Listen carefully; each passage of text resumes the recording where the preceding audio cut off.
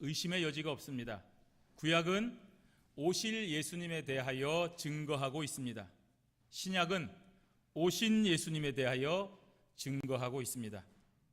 즉 성경 전체가 예수 그리스도를 가리키고 있는 것입니다. 그 예수님은 온 세상 만민의 구주가 되십니다. 죄인을 구원하기 위하여 하나님이신 예수님께서 이 땅에 오신 것입니다. 그러므로 이 땅에 예수님의 탄생은 큰 기쁨의 좋은 소식이 되는 것입니다. 이러한 좋은 소식을 가장 먼저 듣는 복된 자들이 있습니다.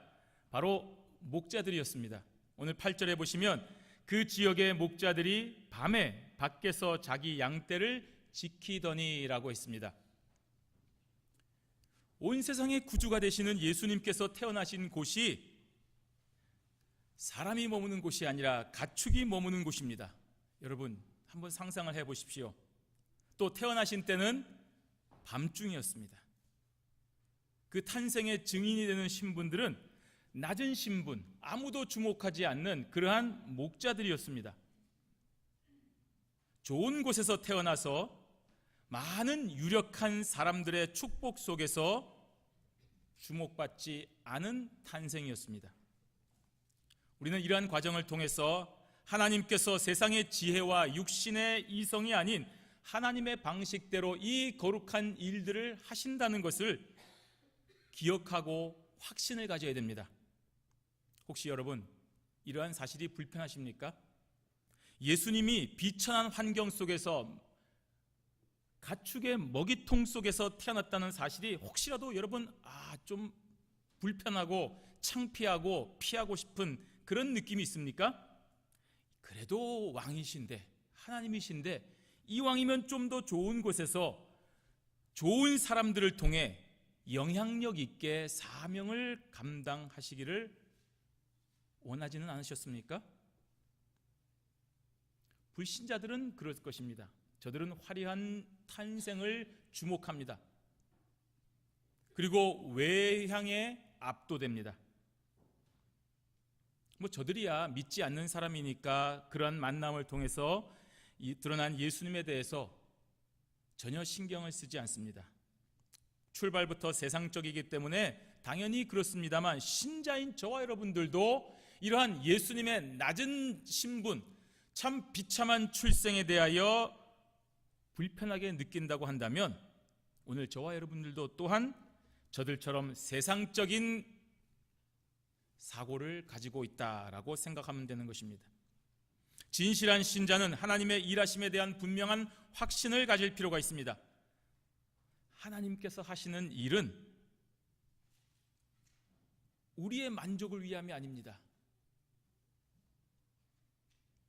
우리가 생각하기에 불편하고 우리가 생각하기에 이해가 되지 않고 우리가 생각하기에 참 마음에 들지 않는다고 해서 그것이 하나님의 일이 아닌 것이 아닙니다.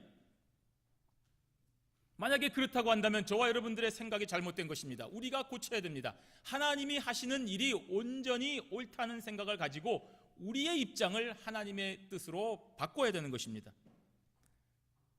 예수님의 탄생이 불편하고 예수님의 일하시는 것이 마음에 들지 않고 또 하나님이 하시는 방식이 마음에 들지 않으면 그것은 바로 내가 세상적이구나, 내가 하나님과 어긋나 있구나, 내 생각과 내 관점으로 하나님의 일을 판단하고 주도하는 그런 잘못된 생각을 가지고 있구나라고 생각을 하시면 정확한 것입니다. 하나님은 바로 이러한 죄인들의 교만을 꺾으시고 성령의 능력 안에서 올바른 길로 가시도록 하기 위하여 오늘 특별한 징조를 주신 것입니다. 그렇지 않으면 목자들이 예수님의 탄생을 알 방법이 없습니다. 나귀의 먹이통과 같은 곳에 있는 아기를 보고 참 불쌍하다, 부모가 어떻게 이렇게 그런 데서 태어나니? 라고 지나칠지언정 그분이 온 세상을 구원하실 구주 예수 그리스도라는 것을 고백하고 알 방법이 없기 때문입니다. 그래서 특별한 방법으로 알게 하시는 것입니다. 어제 여러분의 동네에 혹시 이상한 일이 있지 않으셨습니까? 갑자기 소방차가 사이렌을 울리고 경적을 울리면서 지나갑니다. 또 어디서 사고가 났거나 불이 났나 보다 하고 지나가고 있는데 점점 가까이 오는 것입니다. 도저히 무시할 수가 없습니다. 야, 우리 그 집 근처에 불이 났나? 하고 창문을 열고 내다보았더니 소방관이 산타 복장을 하고 집집마다 아이들에게 캔디를 나눠주는 것이었습니다.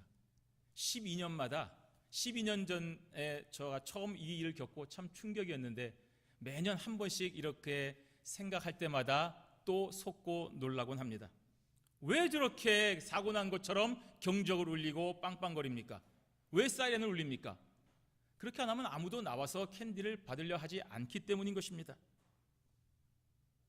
9절과 10절 말씀을 보십시오. 주의 사자가 곁에 서고 주의 영광이 그들을 두루 비추매 크게 무서워하는지라. 천사가 이르되 무서워하지 말라. 보라, 내가 온 백성에게 미칠 큰 기쁨의 좋은 소식을 너희에게 전하노라. 양치는 목자들이 목격한 것은 갑자기 주의 사자와 또 주의 영광이었습니다. 주의 사자는 천사를 말하고 주의 영광은 아무것도 모르는 무지한 자들이라 하더라도 뭔가 지금 특별한 존재가 나에게 말하려고 한다는 것을 알게 하는 특별한 현상을 말하는 것입니다. 그래서 목자들은 하나님께서 지금 무엇인가 특별한 일을 나에게 말하려고 한다는 것을 알게 된 것입니다. 보통 이러한 경우는 우리는 무서워합니다. 여러분, 집에 갑자기 폴리스가 찾아와서 우리를 찾으면 죄진 것이 없다 하더라도 일단 겁부터 나는 것입니다. 아무리 양떼를 지키는 생업이 중요하지만 저들을 둘러싼 이 기이한 현상을 저들은 도무지 무시할 수가 없는 것입니다. 그래서 다 멈춰놓고 두렵지만 주목한 것입니다. 그런데 주의 사자인 천사로부터 들린 소식은 뜻밖에도 참 좋은 소식이었습니다. 목자들에게만 아니라 온 백성에게 미칠 큰 기쁨의 좋은 소식을 듣게 된 것입니다. 11절 말씀입니다. 함께 읽겠습니다. 오늘 다윗의 동네에 너희를 위하여 구주가 나셨으니 곧 그리스도 주시니라. 아멘. 바로 예수 그리스도의 탄생입니다. 모든 백성이 기다리던 구세주의 탄생의 소식을 지금 이들이 듣게 된 것입니다. 이보다 더 기쁜 소식이 어디 있습니까? 두려워서 엎드려 있는 목자들은 이러한 기쁜 소식을 듣고 기쁨이 넘쳤습니다. 나라가 망해서 로마의 압제에 시달리고 앞을 바라볼 수 없는 그 척박한 세상 속에서 예수 그리스도 메시아가 오시면 좋겠다라고 그렇게 기다리고 기대했는데 바로 그 기쁨의 순간이 이제야 온 것입니다. 모든 유대인들은 다 다윗의 동네에서 예수 그리스도가 탄생하실 것을 알고 있었습니다. 그러므로 천사가 하는 말은 이러한 하나님의 약속을 분명하게 다시 기억나게 하시기 위하여서 다윗의 동네라고 분명히 알려주신 것입니다. 그리고 이어서 목자들을 위하여 분명한 표적을 말씀해주고 있습니다. 12절을 보십시오. 너희가 가서 강보에 쌓여 구유에 뉘어있는 아기를 보리니 이것이 너희에게 표적이니라 하고 했습니다. 주의 사자인 천사는 목자들에게 구주가 어떠한 환경에서 태어났으며 어떠한 모습인지를 정확하게 알려주었습니다. 왜냐하면 목자들도 자신들의 생각과 선입견에 사로잡혀 있기 때문에 가축이 살고 있는 장소에서 태어나시는 아기가 우리를 구원하실 구세주라는 사실을 받아들일 수 없기 때문입니다. 로마를 물리칠 왕이라고 한다면 적어도 지도자의 가정에서 태어나야 된다. 혹은 권세자의 집에서 축복받은 상태로 뭔가 좀 상스러운 기운으로 태어나야 된다라고 생각했기 때문입니다. 그러한 목자들이기에 주의 사자는 분명하게 저들에게 알려준 것입니다. 만약에 주님의 사자가 이렇게 정확하게 알려주지 않았다고 한다면 목자들은 예수님을 만나도 그분이 세상의 구주이심을 의심하거나 부인하고 부정하고 도망갔을 것입니다. 자신들의 상식으로는 도무지 받아들일 수 없는 모습이기 때문입니다. 강보에 쌓여 구유에 뉘어있는 아기라고 했습니다. 좋은 집도 아니요, 좋은 침대도 아니고 좋은 포대기가 아니라 냄새가 나고 가축들이 있는 그 먹이통인 구유에 좋지 않은 포대기로 쌓여 놓여 있는 아기라고 분명히 말해 주었습니다. 이것이 너희들에게 알려주는 표적이라고 했습니다. 오늘 저와 여러분들은 이러한 하나님의 말씀 앞에 분명한 깨달음이 있어야 됩니다. 하나님의 뜻은 온전히 하늘의 방식대로 저와 여러분들에게 주어지는 것입니다. 여러분, 세상의 관점에 사로잡혀 하나님의 사명, 하나님의 일 하려고 하면 안 되는 것입니다. 그렇게 볼 때에 이 세상에서는 참으로 비천하고 보잘것없어도 하나님의 뜻 안에서는 전혀 그렇지 않은 것입니다. 세상 사람들이 보기에는 과부가 바치는 2렙돈의 헌금이 참, 야, 너는 그걸 헌금이라고 가져왔냐? 라고 멸시할지는 몰라도 하나님의 나라에서는 분명 정말로 크고 중요한 귀한 헌금이라는 것을 우리는 알아야 됩니다. 세상의 관점에서는 구유에 놓여있는 이 아기, 냄새나고 정말 믿을 수 없는 환경 속에 있는 이 아기가 아무것도 아닌 것처럼 보이지만 하나님의 나라에서는 바로 저와 여러분 온 인류를 구원하실 세상의 구주가 되시는 것입니다. 이것이 하나님의 방법입니다. 누가 이러한 하나님의 일을 깨달을 수가 있습니까? 바로 주의 사자이신 천사의 말씀을 듣고 순종하는 자들은 알게 됩니다. 오늘 주신 말씀에 의지하여 순종하면 바로 그때 저와 여러분이 가지고 있는 이 엄청난 선입견과 편견을 깨트릴 수가 있는 것입니다.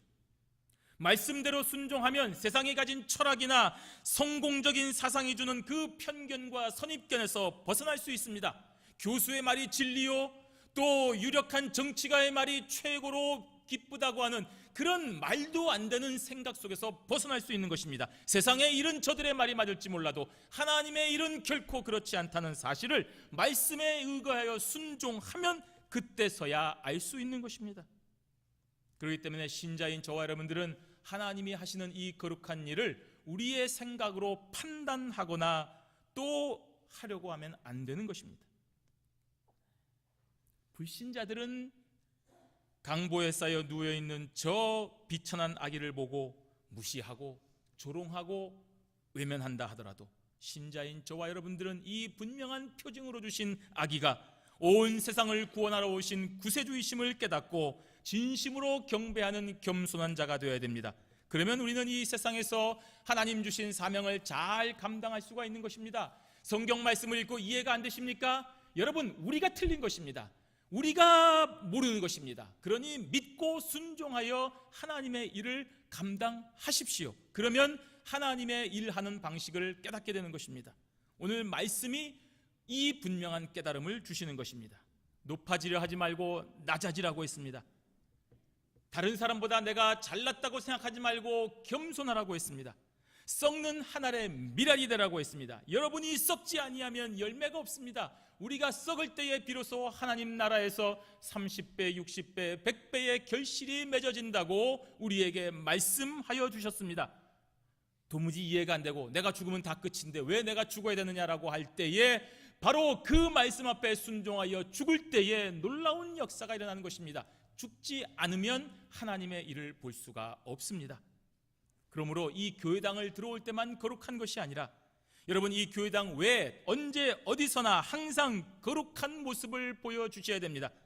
교회뿐 아니라 여러분의 가정과 여러분의 직장과 여러분이 가지고 있는 기업과 여러분이 가는 곳마다 겸손하게 머리 숙여 거룩한 모습으로 하나님의 일을 감당하는 신자가 되시기를 바랍니다. 바로 그때에 하나님의 일이 이루어지는 것입니다. 혹시 돈이 많으십니까? 돈을 자랑하고 싶으십니까? 능력이 있어서 참 교만하고 싶으십니까? 나를 좀 알아주었으면 좋겠습니까? 명예가 있다고 우쭐대고 싶으십니까? 그런 사람은 구주를 고백하지 못하는 자입니다. 정확합니다. 예수 그리스도를 믿지 못하고 십자가에 못 박는 자가 되는 것입니다. 왜 예수님이 십자가에 못 박혔습니까? 내가 저 사람보다 믿는 시간이 많다고 교만했기 때문입니다. 내가 저 사람보다 이 교회에 출입한 시간이 많다고, 내가 저 사람보다 최소한 학벌이 더 높은 곳에 있다고, 내가 저 사람보다 아는 인맥이 더 많다고 교만하고 우월하게 생각하여서 나에게 맞는 수준, 나에게 합당한 사람들만 교제하고 있기 때문에 여러분이 예수님을 십자가에 못 박은 것입니다. 그러한 우리의 교만과 우리의 우월과 배타적인 모습 때문에 예수님께서 십자가에 못 박혀 죽으신 것입니다. 그런데 우리가 어떻게 예수 믿는 자가 될 수 있습니까? 없습니다. 가축의 먹이통에 누워있는 사람과 어떻게 내가 함께 멍에를 맬 수 있겠습니까? 이처럼 사람들이 예수님을 싫어하는 이유는 자신의 수준에 맞지 않다고 생각하고 있기 때문입니다. 내 집의 수준에 맞지 않기 때문에 예수님을 드릴 수가 없는 것입니다. 저렇게 냄새나고 저렇게 죄인들과 어울리고 저렇게 쌍스러운 말을 하는 사람을 어떻게 내 집에 들일 수가 있겠느냐. 그래서 대제사장들과 서기관들은 예수님을 배척했습니다. 저 죄인들과 먹고 마시는 자. 예수님의 말씀이 아닌 사상과 철학과 잡다한 지식을 추구하는 것입니다. 자기가 얼마나 어리석은지는 깨닫지도 못하고 자신의 수준으로 이해가 되지 않는다고 하나님의 말씀을 저버립니다. 기독교가 엉터리라고 얘기합니다. 그런 거 읽을 필요 없다고 얘기합니다. 하나님의 말씀은 옛날 유대인들의 것이라고만 착각합니다. 그러한 자들에게 하나님은 오늘 성탄의 진정한 의미를 깨닫게 하십니다. 정말 자비로우신 분이 아니십니까? 제가 하나님이라면 너희들 완전히 멸절시키고 다시 다른 사람을 창조하실 텐데 우리 하나님은 그러하지 아니하셨습니다. 이 세상 모든 것을 다 동원하여 그러한 저와 여러분들을 깨닫게 하시는 분이 하나님이십니다. 얼마나 은혜로우신 성품이십니까? 그래서 천사와 천군이 하나님의 크고 놀라운 성품을 찬송하는 것입니다. 13절 말씀에 호련히 수많은 천군이 그 천사와 함께 하나님을 찬송하여 이르되라고 했습니다. 그 시간에 수많은 천군이 갑자기 이 메시지를 전하는 주의 사자를 둘러싸기 시작합니다. 온 세상의 구주가 탄생하신 위대한 사건을 선포하는 천사와 함께 하나님을 찬송하기 시작합니다. 이 위대한 신일, 온 세상의 구주가 태어나게 하신 일을 행하시는 주체가 오로지 하나님이심을 찬송하는 것입니다. 여러분, 이 가까운 뉴욕에 카네기 홀이 있습니다.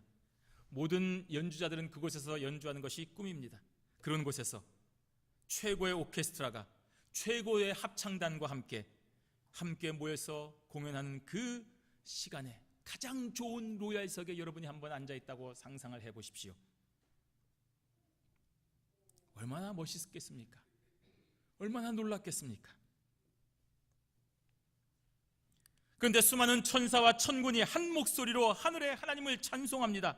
온 세상 만민을 위한 구세주를 보내시는 놀라운 은총을 주신 하나님께 감격하여 노래하는 것입니다.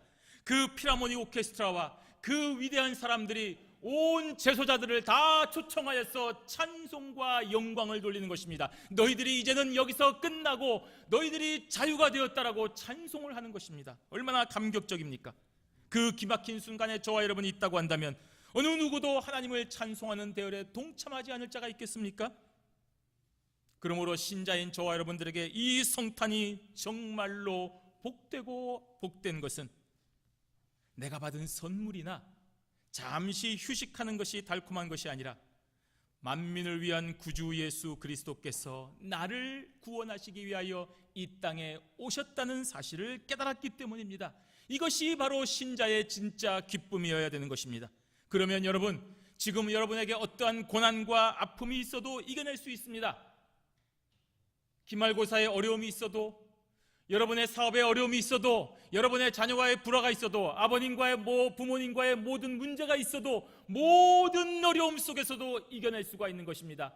나를 구원하신 예수 그리스도가 이 땅에 오신 성탄이기 때문인 것입니다.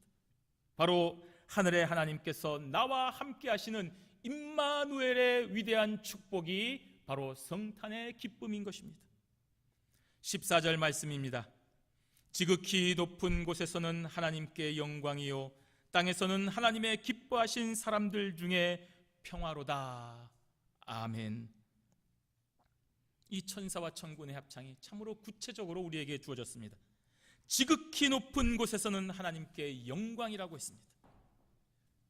그리스도의 나심은 하나님의 전적인 계획이며 하나님의 성취이기 때문에 하나님께 영광이 되는 것입니다. 하나님만 하실 수 있기 때문입니다. 하나님께서 죄인을 찾아오셔서 구원하여 주셨기 때문에 하나님께 영광인 것입니다. 비록 저와 여러분 인류가 죄를 지어 하나님께 반역하고 하나님으로부터 도망가고 하나님을 비방하였지만 그럼에도 불구하고 그 죄인들을 찾아오셔서 구원하여 주시고 마침내 하나님의 자녀로 만들어 주셨기 때문에 홀로 하나님께만 영광이 되는 것입니다. 누가 대신할 수 없습니다. 누구도 계획할 수 없습니다. 우리 하나님만 하셨기 때문에 하나님께만 영광이 되는 것입니다. 이 일을 위해서 하나님이신 예수님께서 직접 인간의 모습으로 이 땅에 오신 것입니다. 왜 오셨습니까? 신의 모습으로 우리에게는 아무리 얘기해도 우리가 알아듣지 못하기 때문입니다. 여러분의 가족들에게 여러분이 말하면 들을 수 있습니다. 그러나 여러분이 키우는 가축들에게는 여러분이 아무리 말해도 알아들을 수가 없습니다. 단 하나 방법이 있다고 한다면 여러분이 그 가축과 동일한 모습으로 변화되는 것입니다. 우리가 저 구더기와 같은 모습으로 변화되어서 구더기를 구원할 수 있겠습니까? 내가 구더기 때문에 어떻게 그런 일을 감당합니까? 그거보다 더 위대한 일을 하나님이 하신 것입니다. 하나님께서 저와 여러분들을 위하여 이 땅에 우리의 모습으로, 우리의 눈으로 보고 우리의 귀로 들을 수 있는 말씀을 주시기 위하여 이 땅에 오신 것입니다. 그러실 필요가 전혀 없는데도 하나님께서 오셨습니다. 이것이 성탄입니다. 직접 이 땅에 오셔서 알려주시고 깨닫게 하시고 변화시켜 주셔서 결국에는 하나님께서 원하시는 신의 성품에 참여하는 자로 만들어 주셨습니다. 오로지 하나님의 열심이 이것을 이루신 것입니다. 그래서 성탄은 하나님께 영광이 됩니다. 땅에서는 하나님이 기뻐하신 사람들 중에 평화로다 하고 했습니다. 여러분, 평화 정말 원하는 것입니다. 하지만 진정한 평화는 우리 안에 있는 죄가 용서함을 받아야만 가능한 것입니다. 죄인들끼리 모아보십시오. 잠시 평화는 있을지 몰라도 조금 있으면 네가 높니 내가 높니, 너는 이랬고 안 됐고 나는 저래서 안 되고 싸우게 되는 것입니다. 교묘한 말로 이 사람과 당을 짓고 또 저 사람을 배척하고 이 사람을 왕따시켜서 내 평안을 누리려고 하는 것, 그것 때문에 이 세상에는 진실한 평화가 없는 것입니다. 우리가 죄인이기 때문입니다. 그렇기 때문에 정치적인 이유로, 경제적인 이유로 여러 가지로 평화가 오지 않는다고 생각하는 것은 착각입니다. 아무리 뛰어난 정치가, 아무리 돈 많은 사람, 아무리 위대한 그 지식인이 있어도 이 땅에 진정한 평화는 올 수가 없습니다. 우리가 죄인이기 때문입니다. 따라서 참된 평화가 이 땅에 있으려면 죄 문제가 해결이 돼야 됩니다. 그래서 예수님이 이 땅에 오신 것입니다. 따라서 성탄을 통하여서 땅에서는 하나님이 기뻐하심을 입은 사람들 중에 평화인 것입니다.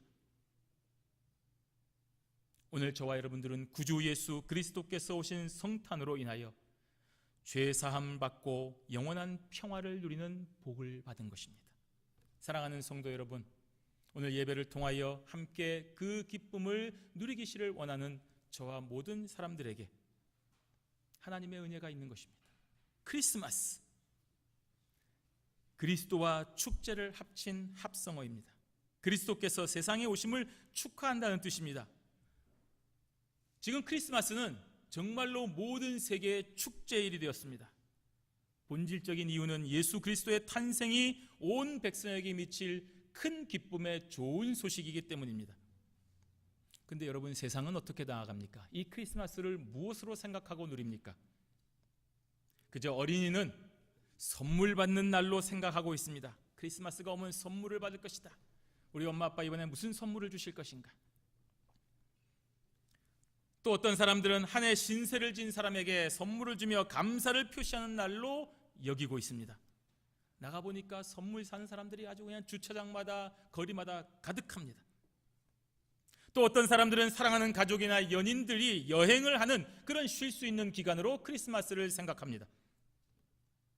상인들은 1년 중 가장 대목을 보는 날로 크리스마스를 생각하며 각기 저마다의 꿈을 가지고 크리스마스를 기다리고 있습니다. 정말 크리스마스의 본질과는 전혀 상관이 없지만 지금 우리가 닥친 현실의 모습입니다. 그러나 성도인 저와 여러분들은 이러한 유행에 휩쓸리지 마시고 오늘 말씀처럼 지극히 높은 곳에서는 하나님께 영광이요, 땅에서는 하나님께 기뻐하신 사람들 중에 평화라고 하는 이 분명한 선포를 기억하고 하늘에 하나님을 찬송하는 영광된 삶을 살아가시기를 바랍니다. 바로 이것이 저와 여러분에게 주어진 성탄의 기쁨인 것입니다. 그러하면 오늘 목자들처럼 온 세상에 구세주의 나심을 목격하고 증거하는 증인의 삶을 살아가게 되는 것입니다. 바로 이러한 복된 성탄의 기쁨이 넘치는 복된 삶을 살아가는 저와 여러분들이 되시기를 주님의 이름으로 축원합니다. 아멘.